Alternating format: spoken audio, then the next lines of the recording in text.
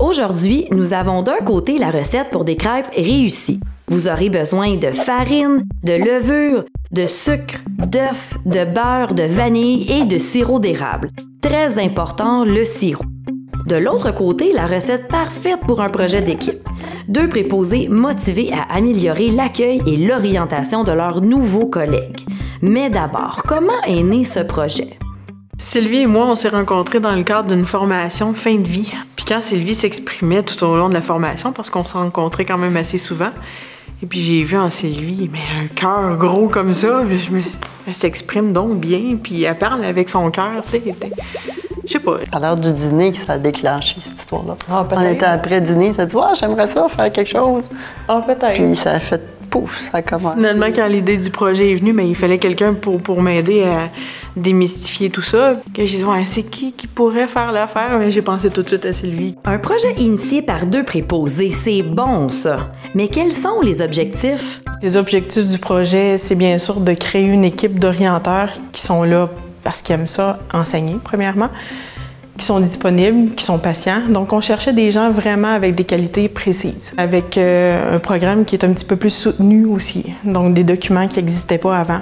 En fait, ça impliquait donc nos préposés qui avaient déjà un leadership initial, mais également un représentant du syndicat, un représentant de la direction des soins infirmiers, un représentant des ressources humaines, coordonnateur d'activités en CHSLD, directeur adjoint à l'hébergement. Fait que ça a mobilisé toute cette équipe-là autour de construire un nouveau programme d'orientation. Ce projet-là permet présentement de garder les nouveaux préposés en région éloignée en leur offrant une meilleure formation et un meilleur suivi afin qu'ils puissent devenir plus autonomes. Maintenant, on les encadre, on les suit, on les prend dans nos mains puis on va les déposer jusqu'à temps qu'ils soient capables de voler tout seuls. C'est comme des petits oiseaux, en fait. C'est comme ça que je vois ça, moi. Un projet multisite qui optimise et harmonise les pratiques. Mais comment avez-vous fait? J'ai pensé à envoyer un petit sondage à tous les chefs d'unité de tous les CHSLD avec des questions basiques, c'est-à-dire comment se passe votre orientation? Est-ce que vous libérez? Combien de journées d'orientation vous avez?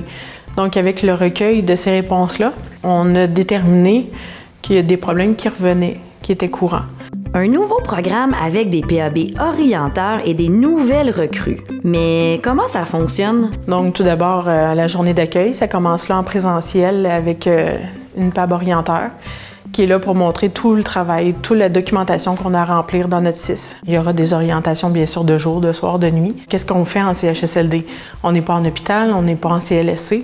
Donc, un checklist. Qu'est-ce que je dois montrer, moi, à mes jeunes préposés? Et notre journée d'accueil, une journée spécifique CHSLD. Quand que les nouveaux commencent, mettons, ils ont une feuille comme ça. Quand ils sont en orientation, mettons, avec quelqu'un, ils donnent à l'orienteur, au coach orienteur, puis à chaque fois, mettons, vider une urinoir. Tu sais, oui, ça a l'air bien facile comme ça, mais tu sais, il y en a qui n'ont jamais travaillé vraiment avec ça. Fait que, tu sais, c'est de cocher, tu sais, si c'est observé, si c'est réussi. Ils peuvent savoir plus, ah, ben gars, ça, j'ai pas vu ça, ben gars, ça a été réussi, ça, ils l'ont pas eu. Fait que, tu sais, on va retravailler. Si je comprends bien, il y a plusieurs avantages à ce programme. Mais pour vous, quelle est la valeur ajoutée? Un préposé aux bénéficiaires en CHSLD, ça a un rôle spécifique qui mérite d'avoir une orientation de qualité. Bien, pour nous, les préposés, c'est vraiment les piliers. C'est eux qui sont auprès des résidents, c'est eux qui peuvent nous parler, c'est eux qui sont là toujours avec les résidents. Travailler avec des personnes âgées, maintenant, c'est une spécialité. Tu sais, on ne travaille pas avec une personne âgée comme on travaille avec quelqu'un qui vient de subir une opération.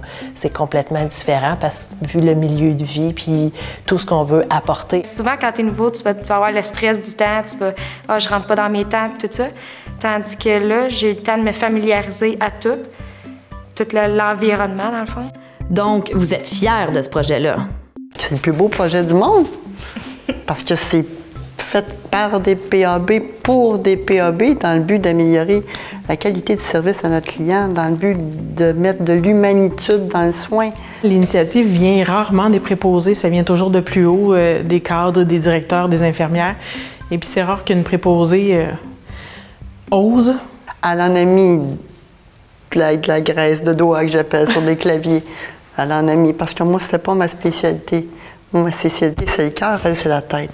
Ça prend un cerveau puis un cœur pour tout malayer ça puis donner quelque chose de bien. On récapitule. Pour un projet d'équipe réussi, vous aurez besoin d'une préposée qui ose, d'une préposée au grand cœur, d'un directeur adjoint à l'écoute, de 2 chefs d'unité en soutien, d'une pincée d'initiative, puis saupoudrer le tout avec du personnel impliqué et motivé. Bon, d'accord, il n'y a pas que cette recette. Maintenant, c'est à votre tour de trouver la vôtre.